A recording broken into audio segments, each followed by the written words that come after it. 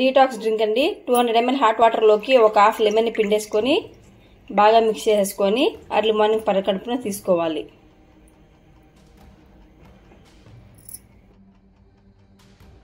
ఇప్పుడు ఉప్మా ఎలా చేయాలో చూద్దాం.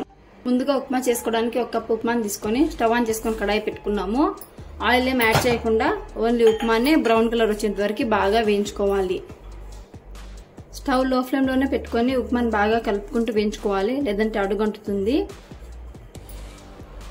రవ్వ బాగా వేగింది. ఇప్పుడు స్టవ్ ఆఫ్ చేసుకొని ఈ రవ్వని వేరే బౌల్లోకి షిఫ్ట్ చేసుకుందాం. స్టవ్ ఆన్ చేసుకొని ఇదే కడాయిలోకి ఒక 3 స్పూన్స్ ఆయిల్ వేసుకుందాం.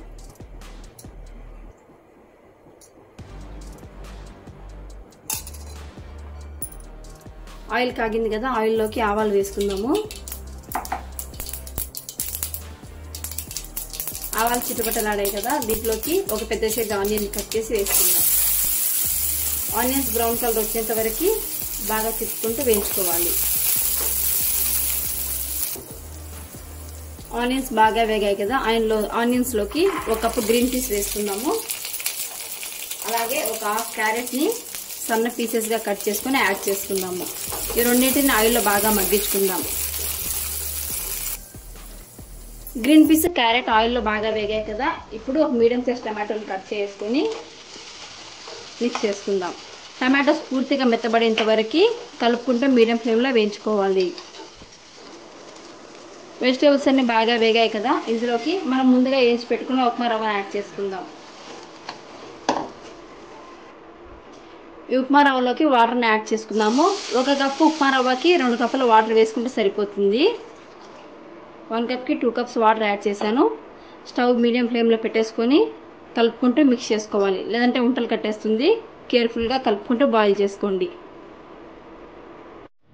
చూడండి, వేడి వేడి ఉప్మా రెడీ. ముందుగా బ్రౌన్ రైస్ చేసుకోవడానికి రైస్ని నైట్ అంతా సోక్ చేసుకోవాలి.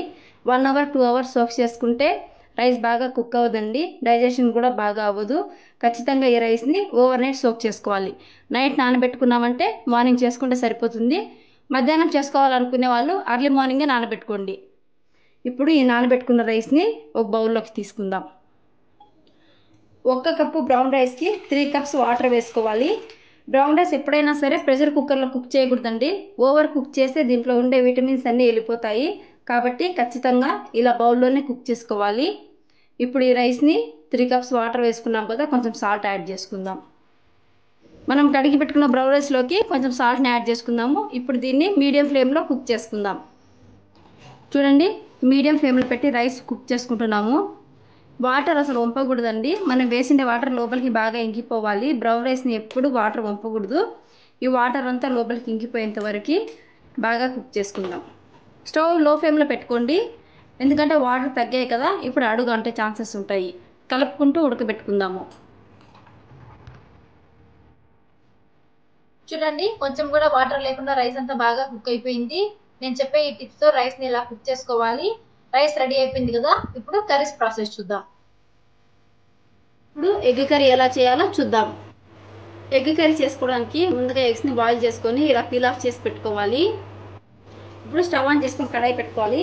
కడాయిలోకి 3 స్పూన్స్ ఆయిల్ వేసుకుందాం. ఆయిల్ వేగింది, ఆయిల్లోకి కొంచెం ఆవాలు వేసుకుందాం. ఆవాలు చిటపటలాడాయి కదా, దీంట్లోకి పెద్ద సైజ్ 2 ఆనియన్స్ కట్ చేసి వేసుకుందాం. ఆనియన్స్ బ్రౌన్ అయ్యేంత వరకు స్టవ్ మీడియం ఫ్లేమ్లో పెట్టుకొని కలుపుకుంటూ వేయించుకోవాలి. ఆనియన్స్ బాగా బ్రౌన్గా అయ్యాయి కదా, దీంట్లోకి రుచికి సరిపడా సాల్ట్, కొంచెం పసుపు వేసుకుందాము. అలాగే 1 స్పూన్ అల్లం పేస్ట్ వేసుకుందాం. అల్లం పేస్ట్ పచ్చివాసన రాకుండా ఉండేంత వరకు బాగా వేయించుకుందాం.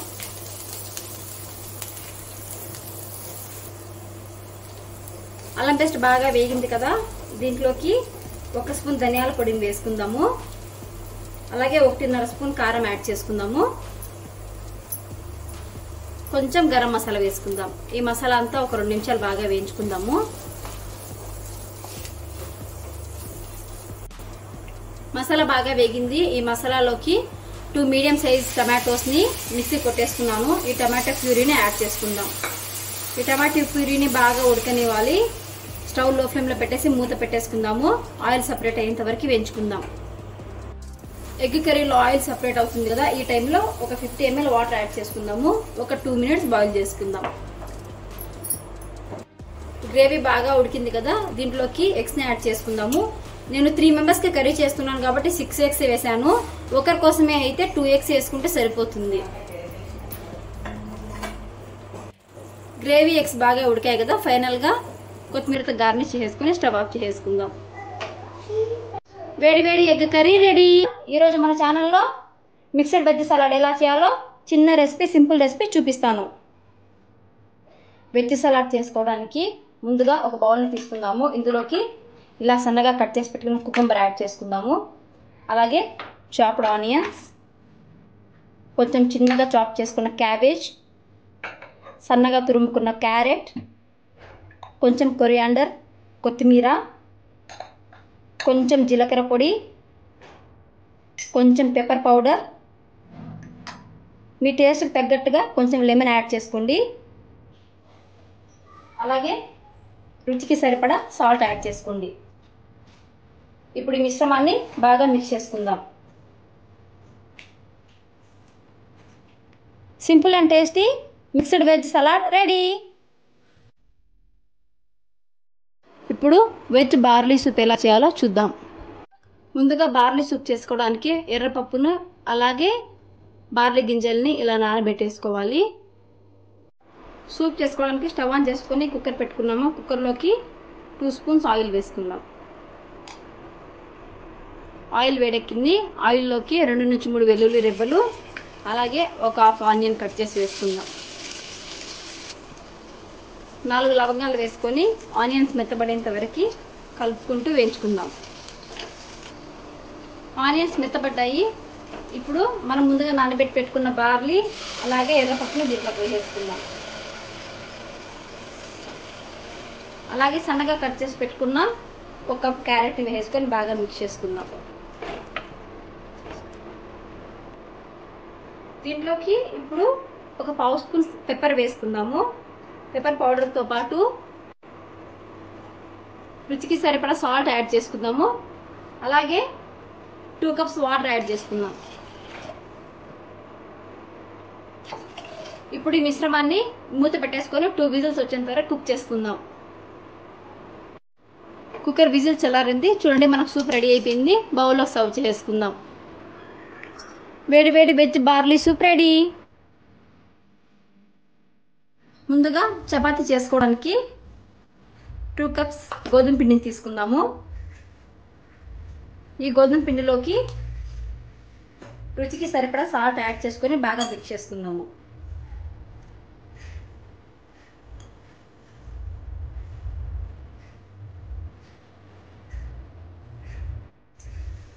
బాగా మిక్స్ చేసుకున్నాం కదా, ఇప్పుడు ఈ పిండిలోకి కొంచెం కొంచెంగా వాటర్ని యాడ్ చేసుకుంటూ బాగా నీట్ చేసుకోవాలి.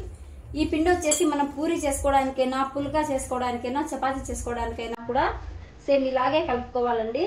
సేమ్ ఈ మిక్చర్ని ఇలా కలుపుకుంటే మనకి అన్ని వంటలకి పనికొస్తుంది.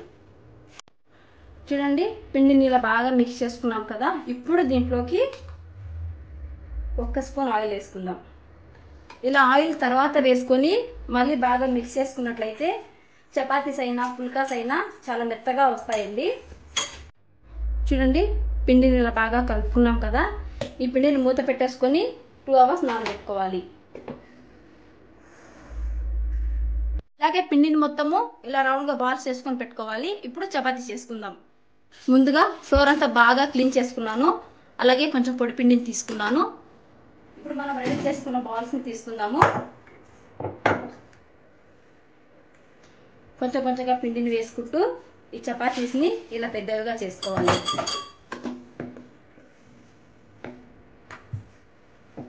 చూడండి, ఈ సైజులో పిండిని ఇలా రుద్దుకున్నాం కదా, ఇప్పుడు ఒక ప్లేట్ తీసుకొని ఈ చపాతీ మీద ఉండే పొడి పిండిని అంతా ఇలా అనేసుకొని ప్లేట్లో పెట్టుకుందాం. ఇలాగే ఇంకో చపాతీని రుద్దుకుందాము. ఇలా అన్ని చపాతీస్ని రెడీ చేసి పెట్టుకోవాలి. చూడండి, చపాతీస్ని ఇలా రుద్ది పెట్టుకున్నాం కదా, ఇప్పుడు కాల్చుకుందాం. ఇప్పుడు చపాతీ కాల్చుకోవడానికి స్టవ్ ఆన్ చేసి ప్యాన్ పెట్టుకున్నాము. హై ఫ్లేమ్లో పెట్టుకుందాము.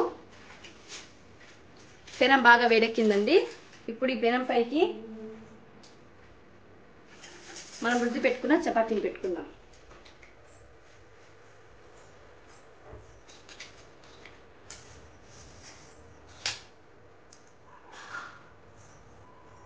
చూడండి చపాతీ బాగా కాలింది. ఇప్పుడు ప్లేట్లోకి సర్వ్ చేసుకుందాం. చోలే మసాలా కర్రీ ఎలా చేయాలో చూద్దాం. చోలే కర్రీ చేసుకోవడానికి ముందుగా నైట్ అంతా శనగల్ని నానబెట్టుకోవాలి. ఇప్పుడు వీటిని కుక్కర్లో వేసుకొని 6 విజిల్స్ వచ్చేంత వరకు కుక్ చేసుకుందాం. శనగలతో పాటు 1 గ్లాస్ వాటర్ వేసుకున్నాను. ఈ వాటరే సరిపోతుంది. 6 విజిల్స్ వచ్చేంత వరకు మూత పెట్టి కుక్ చేసుకుందాం. చోలే ఉడకబెట్టుకున్నాం కదా, ఇప్పుడు కర్రీ చేసుకుందాము. స్టవ్ ఆన్ చేసుకొని కడాయి పెట్టుకొని కడాయిలోకి 2 స్పూన్స్ ఆయిల్ వేసుకుందాము. ఆయిల్ వేడెక్కింది.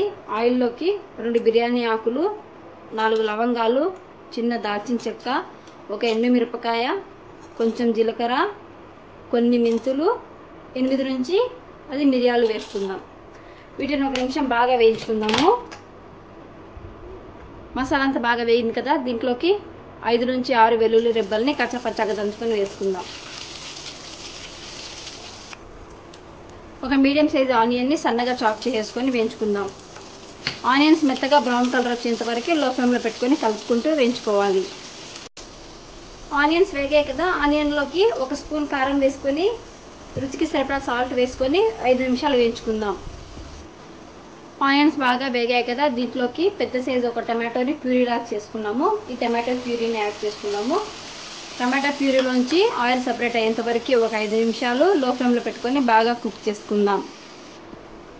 టమాటోస్ బాగా వేగి ఆయిల్ సపరేట్ అవుతుంది కదా, ఇప్పుడు దీంట్లోకి ముందుగా బాయిల్ చేసి పెట్టుకున్న చిక్ పీస్ యాడ్ చేసుకుందాం. ఒకసారి బాగా మిక్స్ చేసేసుకొని మూత పెట్టేసుకొని 3 నుంచి 5 నిమిషాలు బాగా ఉడకబెట్టుకోవాలి. చోలే మసాలా బాగా కుక్ అయిపోయింది. ఆయిల్ అంతా బాగా సపరేట్ అవుతుంది. కర్రీ రెడీ అయిపోయింది. ఇప్పుడు స్టవ్ ఆఫ్ చేసేసుకొని బౌల్లోకి సర్వ్ చేసుకుందాం. వేడి వేడి chole masala curry ready. Raita prepare చేసుకోవడానికి ముందుగా 1 కప్లో ఇలా కర్డ్ తీసుకోవాలి. ఈ కర్డ్లోకి సన్నగా తరిగి పెట్టుకున్న ఆనియన్స్, అలాగే సన్నగా తరిగి పెట్టుకున్న టమాటోస్, సన్నగా చాప్ చేసి పెట్టుకున్న కీరా, అలాగే సన్నగా తరిగి పెట్టుకున్న క్యారెట్ యాడ్ చేసుకుందాము. గార్నిష్ కోసం కొంచెం కొత్తిమీర యాడ్ చేసుకుందాము. రుచికి సరిపడా సాల్ట్ యాడ్ చేసుకోండి. అలాగే కొంచెం పెప్పర్ పౌడర్, ఇవన్నీ వేసి బాగా మిక్స్ చేసుకోవాలి. చూడండి రైతా రెడీ.